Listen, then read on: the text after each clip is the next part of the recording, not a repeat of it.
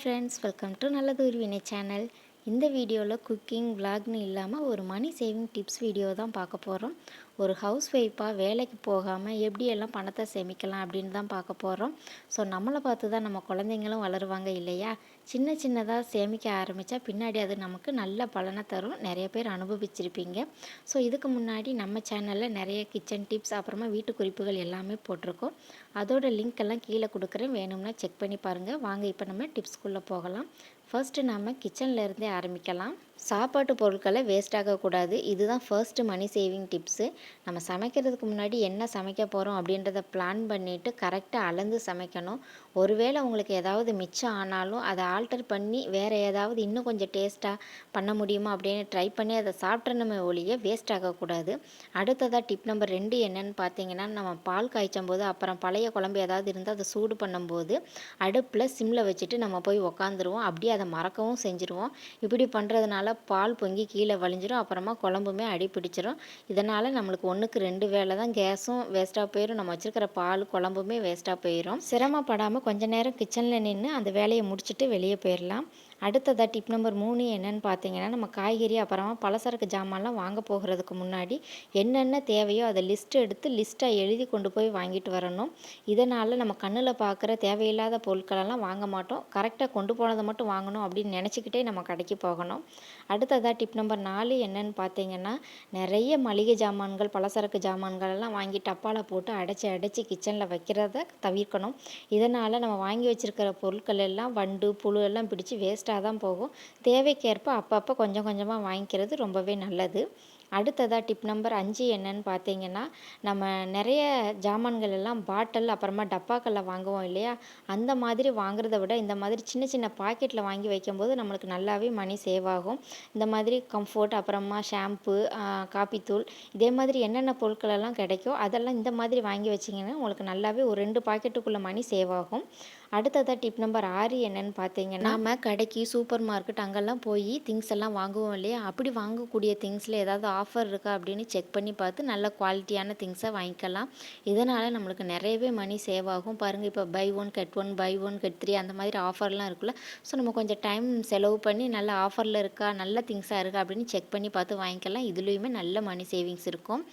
அடுத்ததாக tip number 7 என்னென்னு பார்த்தீங்கன்னா, நம்ம வீட்டில் நிறைய இப்போல்லாம் பிளாஸ்டிக் ஜாமான்கள் எல்லாம் யூஸ் பண்ணுறோம். அதை யூஸ் பண்ணிவிட்டு அப்பப்போ தூக்கி போட்டுறாமல் ஒரு பையில் அப்படின்னா ஒரு பாக்ஸில் இந்த மாதிரி ஸ்டோர் பண்ணி வச்சுட்டு அது அதிகமாக சேரும்போது அதை கடையிலையோ இல்லை பேப்பர்லாம் வாங்க வருவாங்க இல்லையா, அவங்ககிட்டையோ கொடுத்தோ நம்ம இந்த வேஸ்ட்டான பிளாஸ்டிக் பொருளையும் பணமாக மாற்றிடலாம்.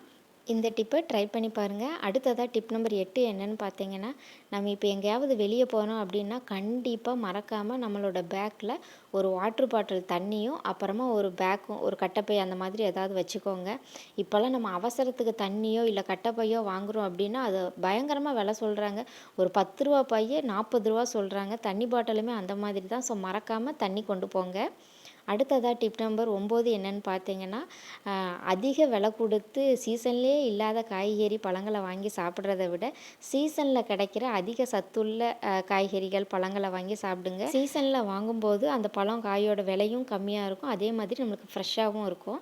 அடுத்ததாக டிப் நம்பர் 10 என்னென்னு பார்த்தீங்கன்னா, தேவையில்லாத நேரத்தில் கிச்சன் பாத்ரூம் லைட்டை கண்டிப்பாக ஆஃப் பண்ணி வைக்கணும். நம்ம கிச்சனில் இருக்கோம், சமையல் முடிஞ்சு வெளியே வரோம் அப்படின்னா டக்குன்னு லைட்டை ஆஃப் பண்ணிவிட்டு வந்துடணும். அதே மாதிரி கண்டிப்பாக பாத்ரூம் லைட்டையும் ஆஃப் பண்ணி வச்சிடணும். இது முக்கியமாக என் வீட்டுக்காருக்கு சொல்லிக்கிறேன். அடுத்ததாக டிப் நம்பர் 11 என்னென்னு பார்த்தீங்கன்னா, அடிக்கடி வெளியில் சாப்பாடு வாங்கி சாப்பிட்றத தவிர்க்கலாம்.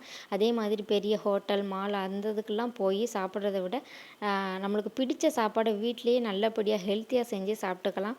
அதுக்காக நான் உங்களை கடைக்கே போக வேண்டாம், கடையிலையே சாப்பிட வேண்டாம் அப்படின்னு சொல்லலை. இதையே வாடிக்கையாக வச்சுக்காமல் நம்மளுக்கு ரொம்ப கிரேவிங்ஸாக இருக்கும்போது மாதத்தில் 1 தடவை 2 தடவை அந்த மாதிரி சாப்பிட்டுக்கலாம். வீக்லி டுவைஸ் சாப்பிட்றது அதெல்லாம் ரொம்பவே மோசம், நம்மளோட ஹெல்த்துக்குமே நல்லதில்லை. ஸோ இதை ட்ரை பண்ணி பாருங்கள். இப்படி நீங்கள் சாப்பிட்டீங்கனாலும் அதை கொஞ்சம் கொஞ்சமாக கம்மி பண்ண ட்ரை பண்ணுங்கள். அடுத்ததாக டிப் நம்பர் 12 என்னென்னு பார்த்தீங்கன்னா, நம்ம பக்கத்தில் இருக்கிற இடத்துக்கு எல்லாமே ஆவுனா வண்டியை எடுக்காமல் நடந்து போகிற தூரத்துக்கு நடந்து போய்க்கலாம். இது நம்ம உடம்புக்குமே நல்லது, பெட்ரோல் செலவுமே கம்மியாகும். அடுத்ததாக டிப் நம்பர் 13 என்னென்னு பார்த்தீங்கன்னா, நம்ம இப்போ எங்கேயாவது வெளியே போகிறோம் அப்படின்னா கண்ணில் பார்க்குற அழகான பொருட்களெல்லாம் வாங்கி வீட்டில் வைக்காமல் நம்மளுக்கு தேவையா இதை யூஸ் பண்ணுவோமா அப்படின்னு யோசித்து பார்த்து வாங்கணும். சும்மா வீட்டில் வாங்கி ஷோகேஸில் வைக்கிறது ஒரு பெரிய ஒன்றும் லாபம் இல்லை. அது அங்கேயே இருந்தால் தேவையான யாராவது வாங்கிக்கிடுவாங்க இல்லையா? ஸோ அதனால் கண்ணில் பார்க்குற ஆசைப்படுற பொருட்கள் எல்லாமே வாங்க வேண்டாம். நம்மளுக்கு தேவையானதை மட்டும் வாங்கிக்கலாம். இதனாலேயுமே நிறைய மணி சேவிங் ஆகும். பெரும்பாலும் பெண்கள் ஒரு அழகான பொருட்கள் பார்த்துட்டாங்க அப்படின்னா அதை டக்குன்னு வாங்கி வைக்கணும் அப்படின்னு நினைப்பாங்க. இதெல்லாம் நீங்கள் கம்மி பண்ணிக்கணும். அடுத்ததாக டிப் நம்பர் 14 என்னன்னு பார்த்தீங்கன்னா, நம்மளோட குழந்தைங்களோட ஃப்யூச்சருக்காக கண்டிப்பாக ஒரு சேவிங்ஸ் வைக்கணும். அது ஆண் குழந்தையாக இருந்தாலும் சரி, பெண் குழந்தையாக இருந்தாலும் சரி, அதை டக்குன்னு எடுக்காத மாதிரி அவங்களோட படிப்புக்காகவோ கல்யாணத்துக்காகவோ நம்ம கட்டாயமாக போஸ்ட் ஆஃபீஸ் அப்படி இல்லைன்னா பேங்கில் கண்டிப்பாக ஒரு சேவிங்ஸ் வச்சுருக்கணும். இது நம்மளோட குழந்தையோட எதிர்காலத்துக்கு ரொம்ப ரொம்ப நல்லது.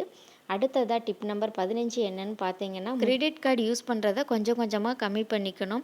நம்மளுக்கு தெரியாமையே நம்ம ஒரு கடனாளியாக தான் இருப்போம். கார்டு கொடுத்து பொருட்கள் எல்லாம் வாங்கும்போது நல்லா தான் இருக்கும். பின்னாடி அந்த கடனை கட்டும்போது தான் நம்மளுக்கு கஷ்டம் தெரியும். அதே மாதிரி ஏதாவது பொருள் வாங்குகிறோம் அப்படின்னா நம்ம கார்டு கொடுத்து வாங்காமல் கையில் உள்ள பணத்தை கொடுத்து வாங்கும்போது அந்த பணத்தோட அருமை நம்மளுக்கு தெரியும். இப்போ ஐயோ பணம் நம்ம கையில் இல்லையே, இதை கம்மியாக செலவு பண்ணணும் அப்படின்ற எண்ணமும் நம்மளுக்கு தோணும். அடுத்ததாக டிப் நம்பர் 16 என்னன்னு பார்த்தீங்கன்னா, நம்ம ஃபோனில் நிறைய தேவையில்லாத ஆப்ஸ் எல்லாம் டவுன்லோட் பண்ணி அதுக்கு மந்த்லி சப்ஸ்கிரிப்ஷன் வேறு பண்ணி வச்சுருப்போம். தேவைப்படும் போது ரீசார்ஜ் பண்ணி பார்த்துக்கலாம். மந்த்லி சப்ஸ்கிரிப்ஷன்லாம் பண்ணி வைக்கும்போது நாம் மறந்தாலும் அதுவே ரீசார்ஜ் ஆகிக்கிறோம். ஆனால் நாம் படம் பார்க்க போகிறது இல்லை. இதனால் நல்லாவே மணி லாஸ் ஆகும். அடுத்ததாக டிப் நம்பர் 17 என்னன்னு பார்த்தீங்கன்னா, ஆன்லைனில் அதிகமாக ட்ரெஸ்ஸஸ் வாங்குறது, அப்புறமா ஆன்லைனில் நிறைய ஆர்டர் பண்ணி சாப்பிட்றது, அந்த மாதிரி பழக்கத்தெல்லாம் கொஞ்சம் கொஞ்சமாக கம்மி பண்ணிக்கணும். இதுவே நம்மளை ஒரு பெரிய மணி லாஸில் போய் கொண்டு போய் தள்ளிடும். அடுத்ததாக டிப் நம்பர் 18 என்னன்னு பார்த்தீங்கன்னா, உங்களுக்கு செகண்ட் பேபி பிளானிங் இருக்குது அப்படின்னா, ஃபர்ஸ்ட் பேபிக்கு யூஸ் பண்ண கிளாத்து, டாய்ஸ், அப்புறமா மற்ற திங்ஸ் எல்லாத்தையுமே பத்திரப்படுத்தி அதை நீட்டாக ஆர்கனைஸ் பண்ணி வச்சுக்கலாம். நம்ம செகண்ட் குழந்தைக்கு தேவைப்படும் போது அதை எடுத்து யூஸ் பண்ணிக்கலாம். இதில் கொஞ்சமாவது மணி சேவ் ஆகும் அப்படின்னு நான் நினைக்கிறேன். அடுத்ததாக டிப் நம்பர் 19 என்னன்னு பார்த்தீங்கன்னா, நம்ம கடைக்கெல்லாம் போயிட்டு இந்த மாதிரி சில்லறை காசெல்லாம் அங்கங்கே வைக்காமல் ஏதாவது ஒரு டப்பா அப்படி இல்லைன்னா உண்டியலில் போட்டு வைக்கணும். நம்ம உண்டியலில் போடுறோம் அப்படின்னா அந்த உண்டியல் உடைக்கிற மாதிரி இருக்கக்கூடாது. அதில் நம்ம ஓப்பன் பண்ணிவிட்டு திரும்பி க்ளோஸ் பண்ணி வைக்கிற மாதிரி பார்த்து வாங்கிக்கோங்க. இதே மாதிரி குழந்தைங்களுக்கும் உண்டியல் வாங்கி கொடுத்து அவங்களுக்கும் சேமிக்க சொல்லிக் கொடுங்க. எல்லாமே நம்ம கையில் தான் இருக்குது. அடுத்ததாக டிப் நம்பர் 20 என்னன்னு பார்த்தீங்கன்னா, நம்மளுக்கு காய்ச்சல் சளி அப்படின்னு ஹாஸ்பிட்டல் போவோம். பட் அங்கே ஒரு ஊசி போட்டுட்டு மருந்து மாத்திரையும் 1 வாரம் 2 வாரத்துக்கு எழுதி கொடுத்துருவாங்க. அவ்வளோ மருந்து மாத்திரை வாங்க வேண்டிய அவசியம் இருக்காது. ஊசி போட்டு 2-3 நாளையே காய்ச்சல் சளி எல்லாமே கம்மியாயிரும். ஆனால் நம்ம 2 வாரத்துக்கு மாத்திரை வாங்கி வச்சுருப்போம். அடுத்து நம்ம அந்த மாத்திரையை சாப்பிட போகிறது இல்லை, அது வேஸ்ட்டு தான்.